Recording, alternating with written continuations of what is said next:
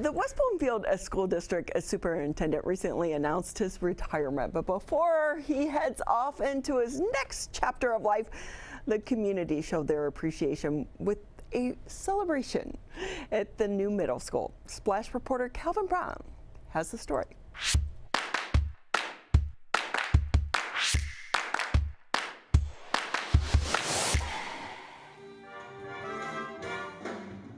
With the triumphant sounds of West Bloomfield High School's jazz band echoing through the halls of the new West Bloomfield Middle School, residents pile into the auditoria to celebrate a special presence in our community that's heading out west.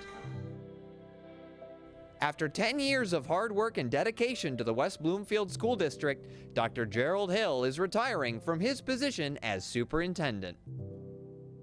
A star-studded cast of local leaders around West Bloomfield made their attendance to show their appreciation for Dr. Hill's commitment to the children and futures of our generations.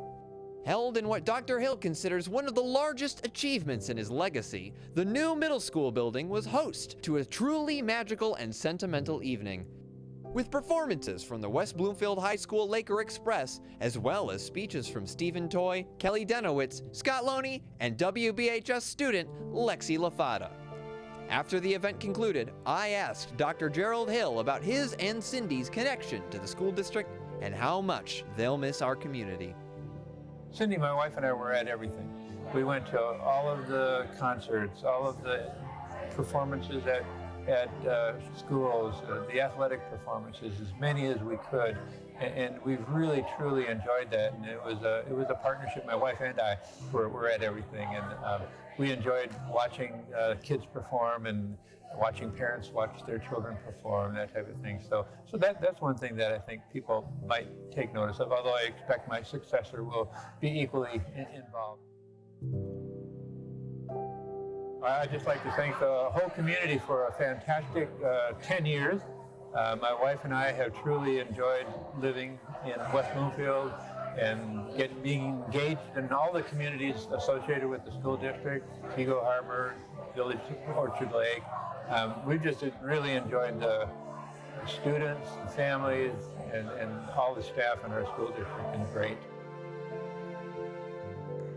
Well, we're gonna miss West Bloomfield, but we're gonna be living 8 blocks away from our son and our 2 beautiful granddaughters, and so we look forward to that. We'll be in Southern California, 2 blocks from the beach, 8 blocks away from family. So we're looking forward to our next adventure. Family is everything, and we're gonna truly enjoy that part of our next phase of life. Thank you, Cindy and Dr. Gerald Hill, for everything you've done for our community. Reporting for the Splash Live, I'm Calvin Brown.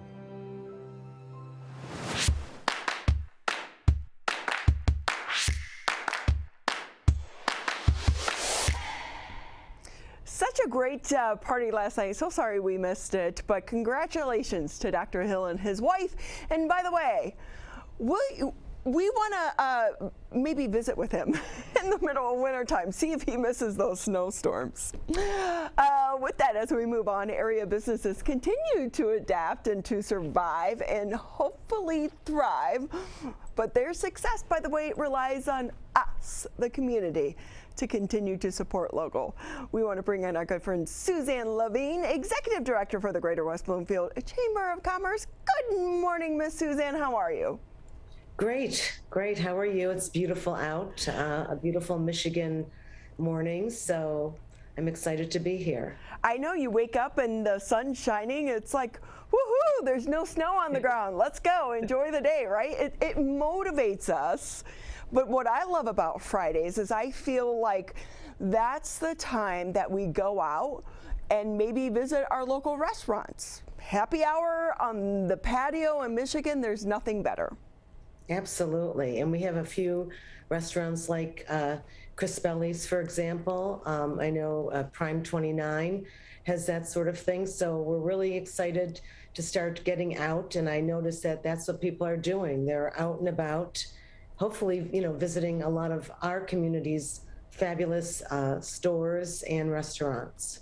And with that, Suzanne, too, I like to remind people every time we go by a new business and we see a close sign, we have to remind people local businesses rely on us.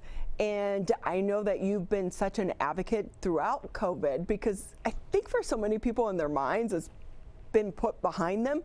But in a weird way, not a weird way, but in a different way, our local businesses continue to struggle because, okay, now they're not being mandated to shut down, but they're having a hard time getting employees, and inflation is really hitting our local businesses.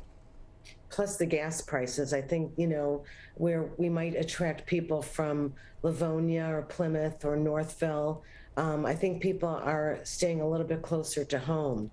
And since we have such a vibrant, diverse community, I'm really hoping that everyone's going to go out and visit our, local shops.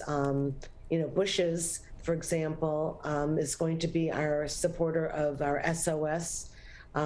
Instead of support our shops, it's probably support our supermarket. But they have some fabulous, it's so beautiful since they renovated. And, it's just really important to remember just to stop by, say hello, and spend a few dollars in a local establishment, because that can make the difference between them staying open and closing. Yeah, for us, like sometimes you visit, you go, yeah, it's once a week, twice a week, but it really does make a huge difference.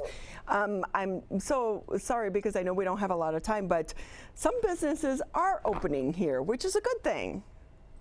Yes, we still have some businesses. There seems to be a lot of focus on health. We have Maple Orthodontics, and we have a ribbon cutting for them in a couple weeks. We have the Dry Eye Healing Institute, also another ribbon cutting for them. We do seem to have a lot of businesses that are focused on that, because that's one thing that will never really be affected by the pandemic. People, need to take care of their health.